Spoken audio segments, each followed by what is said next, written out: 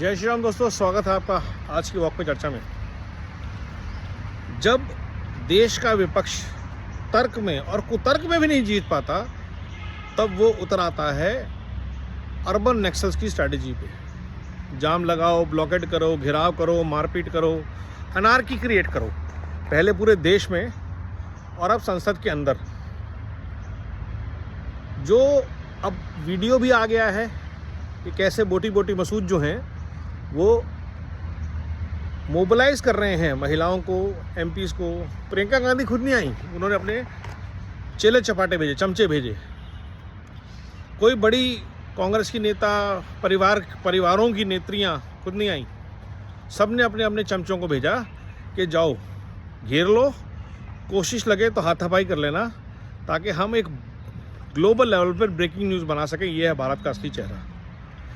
भाजपा ने बहुत अच्छा किया, मोदी जी ने बहुत अच्छा किया जो इसको अवॉइड कर दिया सिचुएशन को, जैसा कि इन्होंने रेड फोर्ट पे किया था, फार्मर्स के ऊपर गोली नहीं चलाई थी। शायद बहुत सारे लोगों के मन में आया कि ऐसे लोगों को साथ उठा के बाहर फेंकना चाहिए, लेकिन संसद की मर्यादा अगर वो गरिमा छोड़ दें तो हमें अपनी मर्यादा को नहीं छोड़ना, यही धर्म है। और इस राजधर्म का पालन किया मोदी जी ने, भाजपा ने, सत्ता पक्ष ने, स्पीकर ने। लेकिन विडंबना ये है कि विधर्मियों के साथ धर्म का भाव कब तक आप ऐसे लोगों को टॉलरेट करेंगे जो हर जगह शाहीन बाग करना चाहते हैं, जैसा कि सुधांशु त्रिवेदी जी ने भी बोला, किरण रिजिजू ने भी बोला। ये लोग चाहते क्या हैं? ये शाहीन बाग का मिनिएचर मॉडल संसद में लाना चाह रहे हैं। दरवाजे पे प्रोटेस्ट, आपने एक एजेंडा पकड़ लिया, कोई आपको सपोर्ट नहीं कर रहा, पूरे देश में उसकी भर्त्सना हो रही है। लेकिन कुछ पत्तलकार और कुछ छुटभैये नेता आपके साथ हैं, जिनकी लॉयल्टी परिवार के प्रति ज़्यादा है, देश के लिए नहीं।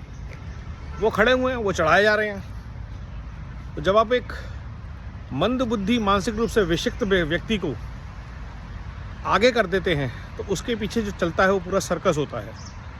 उसको होए होए करके जोश भी दिलाते हैं और फिर सब मज़े भी लेते हैं। लेकिन संसद वो जगह नहीं है।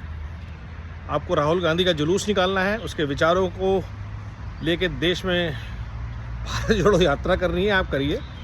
सबने देखा क्या हुआ, सब जानते हैं क्या होगा।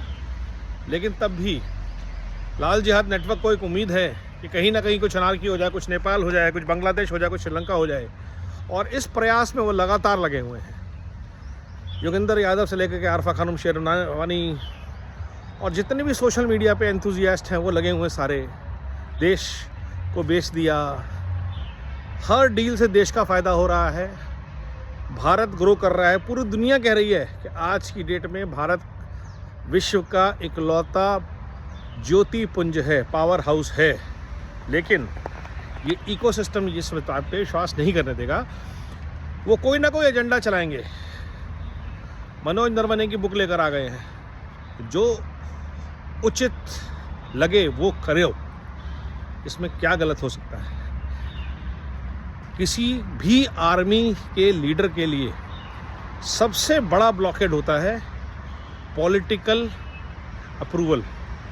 और जब आपको ऊपर से आदेश मिल जाए कि जो उचित लगे वो करिए, इससे बड़ा मोटिवेशन कुछ नहीं हो सकता। और उसका नतीजा हमने देखा, ऑपरेशन सिंदूर में देखा, कारगिल में देखा कि जब जब हमने भारतीय सेना को खुला हाथ दिया है, उन्होंने ज़बरदस्त तरीके से काम किया है। और यही हमने बांग्लादेश की लड़ाई में भी देखा। लेकिन युद्ध के बाद क्या हुआ ये भी हमें पता है। 93,000 प्रिजनर्स ऑफ वॉर छोड़ दिए, जबकि हम बदले में POK ले सकते थे पूरा का पूरा। बहुत सारे डिस्प्यूट सेटल कर सकते, नहीं किए गए। क्यों? बहुत सारे रीज़न हैं, कुछ पता है, कुछ अज्ञात है। तो ऐसे विचारों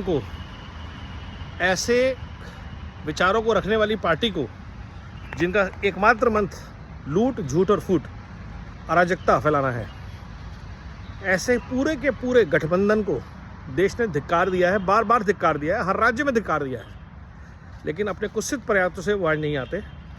और इसलिए देश को रुकना नहीं है, बड़े बड़े लोगों को तो अपनी बात उठानी ही है। हम जैसे छोटे वॉइसेस को भी उन तक ये बात पहुंचनी चाहिए किसी न किसी रूप में कि देश का आम नागरिक भी आपसे त्रसित है और इस बहकावे में बिल्कुल नहीं आ रहा है। तो कभी भी सरकार ऐसे लोगों पे अगर कोई सख्त कार्रवाई करती है, इमरजेंसी के हिसाब से 1975 में जो इमरजेंसी हुई थी उसके हिसाब से संविधान में संशोधन भी करती है, वापस 75 से पहले के संविधान को लेकर आती है, तो पूरा देश सरकार के साथ खड़ा है। नमो भारत, वंदे मातरम, जय हिंद।